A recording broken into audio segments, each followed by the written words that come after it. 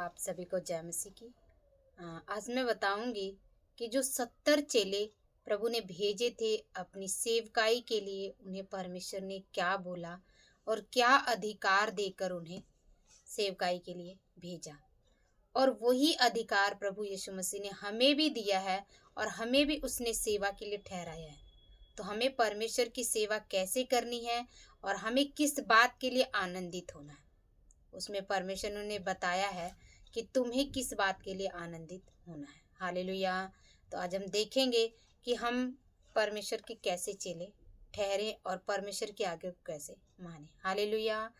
तो हम देखेंगे लूका 10 का हम 3 पढ़ेंगे। परमेश्वर का वचन कहता है, जाओ देखो मैं तुम्हें भेड़ों के समान भेड़ियों के बीच में भेजता हूँ। परमेश्वर क्या कह रहा है कि जब मैं तुम्हें सेवा के लिए भेज रहा हूँ ना, तो उन ऐसे लोगों के पास नहीं भेज रहा हूँ जो तुम्हारे बस स्वागत के लिए खड़े रहेंगे। ऐसे लोगों के पास परमेश्वर भेजता है जो विरोध में है परमेश्वर के, क्योंकि वो क्या कह रहा है कि भेड़ियों के पास तुम्हें भेज रहा हूँ। तुम एक भेड़ हो, एक वध करने के लिए तैयार रहना, मतलब वध किए जाने वाले भेड़ के समान तुम हो, लेकिन मैं तुम्हें उन भेड़ियों के बीच में भेज रहा हूँ ताकि तुम उसके जीवन को बचा लो, तुम परमेश्वर के वचन को उन तक सुनाओ। हमारा परमेश्वर जो है वो क्या है कि वो संसार के हर एक इंसान से प्रेम करता है, चाहे कोई इंसान बुरा है कोई अच्छा है, वो सभी से प्रेम करता है। क्योंकि परमेश्वर क्या कहता है कि मैंने सभी को बनाया है और मैं सभी से प्रेम करता हूँ और मैं सभी को स्वर्ग लेकर जाना चाहता हूँ। हालेलुया। तो उसने भेजा तो, लेकिन हम यहाँ पे देखेंगे कि वो भेजता है और तो हमें क्या है कि जब भेजता है तो हमें दुख उठाने के लिए भी वो पहले ही बोल देता है। तो हमें क्या है कि हमें परमेश्वर में जब हमें दुख उठाने के लिए बोलता है तो उसमें वो हमारे लिए सारा इंतजाम कर कर भी रखता है। हम यहाँ 4 वचन में देखेंगे, कह रहा इसलिए न बटुआ न झोली न जूते लो और न मार्ग में किसी को नमस्कार करो। जिस किसी घर में जाओ पहले कहो इस घर का कल्याण हो। यदि वहाँ कोई कल्याण के योग्य होगा तो तुम्हारा कल्याण उस पर ठहरेगा, नहीं तो तुम्हारे पास लौट आएगा। हालेलुया।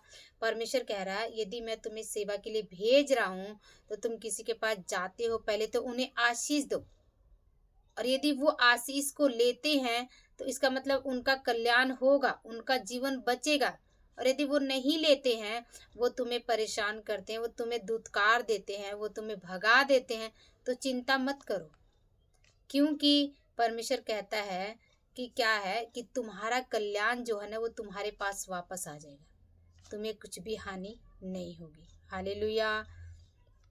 परमेश्वर यहाँ पे क्या कह रहा है, 6 वचन कह रहा है, यदि वहाँ कोई कल्याण के योग्य होगा तो तुम्हारा कल्याण उस पर ठहरेगा, नहीं तो तुम्हारे पास लौट आएगा। 7 वचन कह रहा है, उसी घर में रहो और जो कुछ उसने उनसे मिले वही खाओ पियो, क्योंकि मजदूर को अपनी मजदूरी मिलनी चाहिए, घर घर न फिरना। हालेलुया। क्या कह रहा है परमेश्वर कि जब मैं तुम्हें सेवा के लिए भेज रहा हूँ तो तुम्हें चिंता करने की ज़रूरत नहीं है कि तुम क्या खाओगे और क्या पियोगे। परमेश्वर का वचन कह रहा है कि पहले तो कहता है कि मैं तुम्हें भेड़ के समान भेड़ियों के बीच में भेज रहा हूँ। तुम कोई बटुआ मत लेना, तुम कोई अपने लिए कोई सामान मत लेना, अपने जूते तक भी मत लेना, मार्ग में किसी से नमस्कार मत करना, लेकिन तुम सिर्फ मेरे काम को करना। परमेश्वर कहता है कि हमें उसके काम को करना है। लेकिन यहाँ पे देखा जाए तो चेले सोच सकते थे कि अरे प्रभु ने तो हमें सब कुछ लेने से मना कर दिया, तो हम क्या खाएंगे, हम क्या पिएंगे। लेकिन जब हम बाद में पढ़ते हैं तो चेले जो हैं वो 70 चेले बहुत ही खुशी और आनंद के साथ आते हैं। कहने का मतलब है कि यदि परमेश्वर ने हमें सेवा में बुलाया है तो ये ना सोचें कि परमेश्वर हमें ऐसे ही छोड़ देगा। परमेश्वर हमें आनंद के साथ हमारे जीवन को बिताने के लिए वो सहायता करेगा। हालेलुया। कह रहा है कि वो कह रहा है कि क्योंकि मजदूरों को अपनी मजदूरी मिलनी चाहिए। मतलब यदि आप परमेश्वर की सेवा कर रहे हैं परमेश्वर के लिए कोई भी काम यदि आपने किया है ना, तो परमेश्वर उसका प्रतिफल देगा। वो कभी भी आपको ऐसा नहीं है कि अपना काम करवा ले और छोड़ दे और आपको उसकी मजदूरी ना दे। संसार के लोग ऐसा करते हैं, वो मजदूरों से काम करवाते हैं, उन्हें मजदूरी नहीं देते हैं। लेकिन परमेश्वर कह रहा है, तुम मेरे काम को करोगे तो मैं उसकी मजदूरी तुम्हें दूंगा। हालेलुया। कह रहा है, जिस नगर में जाओ और वहाँ के लोग तुम्हें उतारे तो जो कुछ तुम्हारे सामने रखा जाए वही खाओ। मतलब परमेश्वर पहले से इंतजाम कर चुका है। यदि आपको वो कहीं पे भेज रहा है, किसी के घर भेज रहा है, किसी को वचन सुनाने के लिए भेज रहा है, तो ये ना सोचें कि हमारा विरोध होगा, वो क्या कहेंगे। लेकिन परमेश्वर पहले से ही सब कुछ इंतजाम कर चुका है। हालेलुया। अधिकार कह रहा, वहां के बीमारों को चंगा करो और उनसे कहो परमेश्वर का राज्य तुम्हारे निकट आ पहुंचा है। ये उस टाइम की बात है कि परमेश्वर कह रहा है कि परमेश्वर का राज्य निकट आ पहुंचा है। तो फिर आज वो हमारे पास परमेश्वर का राज्य निकट क्यों नहीं है?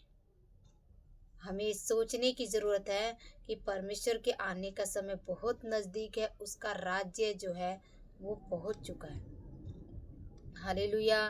तो हमें क्या करना है? बीमारों को चंगा करना है और उन्हें बताना है कि परमेश्वर का राज्य तुम्हारे जीवन में और तुम्हारे पास आ पहुंचा। लेकिन उसने ये भी कहा कि जो परमेश्वर को नहीं मानेंगे, जो इनकार कर देंगे, परमेश्वर ने क्या कहा है कि जब उस नगर से निकलोगे तो अपने पैर की धूल तक झाड़ देना, क्योंकि वो धूल ही उस टाइम गवाही देगी परमेश्वर के सामने कि इन्होंने नहीं माना था। हालेलुया। तो क्या है, परमेश्वर हमें हमारी मेहनत का फल देगा, वो ऐसे हमें नहीं छोड़ेगा। कह रहा, जो परमेश्वर को नहीं मानते उनका फिर बहुत बुरा हाल होगा। कह रहा है 11 वचन कह रहा है, तुम्हारे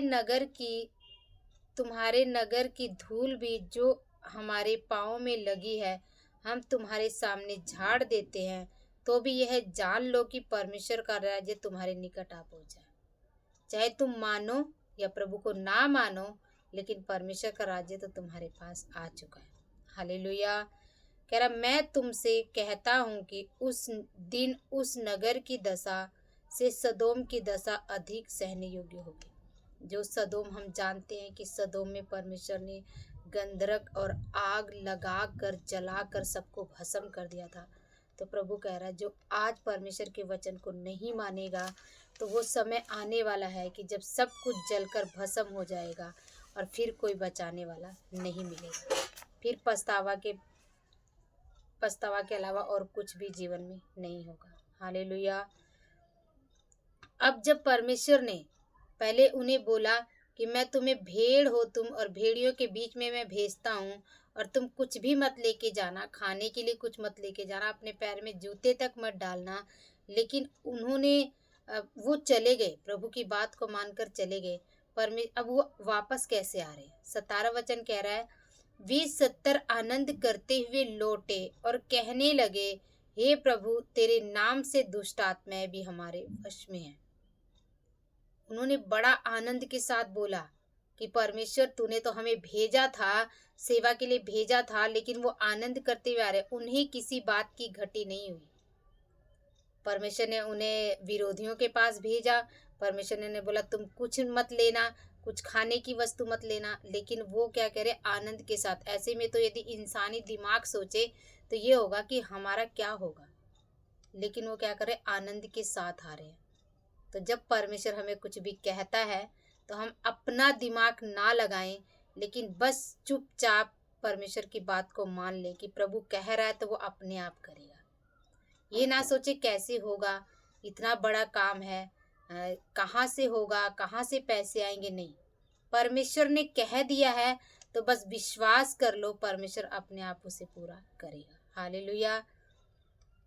18 वचन क्या कह रहा है? उसने उससे कहा, मैं शैतान को बिजली के समान स्वर्ग से गिरा हुआ देख रहा था।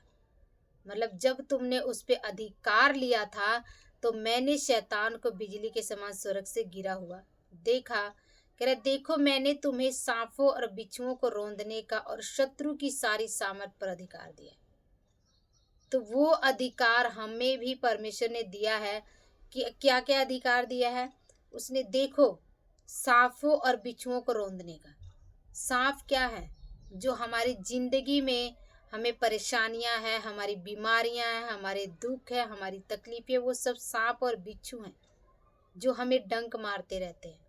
परमेश्वर कह रहा है इन्हें तुम्हें रौंदने का। और जो तुम्हारे शत्रु हैं, जो दुष्ट आत्माएं हैं, जो हमसे शत्रुता रखती हैं, जो हमें गलत करवाती हैं, जो हमें हमेशा परेशान करती हैं, मेंटली परेशान करती हैं, शारीरिक दुख देती हैं, परमेश्वर कह रहा है उनकी सारी सामर्थ पे मैंने तुम्हें अधिकार दिया है। कह रहा है और किसी भी वस्तु की तुम्हें कुछ हानि ना होगी, और कोई भी वस्तु हो उससे भी हमें कुछ भी हानि नहीं होगी। इस बात पे हमें भरोसा रखना है और परमेश्वर सब कुछ हमारे लिए करेगा। कह रहे तो भी इससे आनंदित मत हो कि आत्मा तुम्हारे वश में है। फिर हम किस बात से आनंदित हो? बहुत से लोग हैं दुष्ट आत्माओं को निकाल देते हैं, लोगों को चंगा कर देते, तो उनके अंदर घमंड आ जाता है। लेकिन परमेश्वर कह रहा है घमंड मत करो और इतना खुश भी मत हो। लेकिन तुम्हें खुश किस बात के लिए होना है? कह रहा परंतु इससे आनंदित हो कि तुम्हारे नाम स्वर्ग में लिखे गए। कब स्वर्ग में नाम लिखे गए? जब उन्होंने परमेश्वर की आज्ञा को माना और परमेश्वर ने जहां भेजा वो गए, परमेश्वर ने जैसे भेजा वो वैसे गए, परमेश्वर ने जो करने के लिए बोला उन्होंने वो किया। परमेश्वर कह रहा है कि अब क्या है कि तुम इस बात से खुश हो जाओ कि तुम्हारा नाम जो स्वर्ग में लिखा जा चुका है। हालेलुया। तो क्या है कि जब भी हमें परमेश्वर कुछ करने के लिए बोलता है तो हमें उसे करना है, क्योंकि जब 70 चेलों को उसने अधिकार दिया सारी बातों का, तो वो हमें भी अधिकार देने वाला परमेश्वर है, और वही अधिकार उसने हमें भी दिया है और हमें उस काम को करना है। हालेलुया। तो परमेश्वर इन वचनों के द्वारा आप लोगों को आशीष दे और आप परमेश्वर में बढ़ते जाएं, परमेश्वर से प्रार्थना करें और उसके वचनों को ज़्यादा से ज़्यादा मनन करें, क्योंकि परमेश्वर के स्वर्ग का राज्य जो वो निकट आ गया है। हालेलुया। जो परमेश्वर को नहीं मानते हैं, जो उसको विश्वास नहीं करते हैं, परमेश्वर कहता है कि उन पे विश्वास करो, क्योंकि परमेश्वर ही है जो स्वर्ग से आया है और स्वर्ग से आया था और वो क्रूस पर चढ़ा, तीसरे दिन वो जिंदा हो गया और स्वर्ग को चले गया। और वो कहता है फिर से वो हमारे बीच में आने वाला है, और जो मसीह पर विश्वास करते प्रभु उन्हें लेकर जाएगा। तो परमेश्वर इन वचनों के द्वारा आप लोगों को आशीष दे। आप सभी को जय मसीह।